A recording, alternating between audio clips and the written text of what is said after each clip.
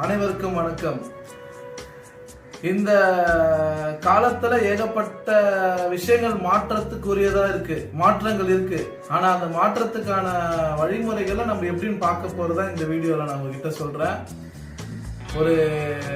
என்னோட கார் நான் போகும்போது இடையில பிரேக் டவுன் ஆயிடுச்சு.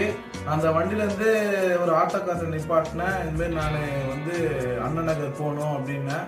உட்காருங்க சார் அப்படின்னாரு. எவ்வளோன்னு கேட்டேன். 150 சொன்னாரு. சரி, நான் அவர்கிட்ட உட்காந்து போனேன். போகும்போது கேட்டேன், அண்ணா நல்ல ஆட்டோ ஓடுதுங்களான்னு கேட்டேன்.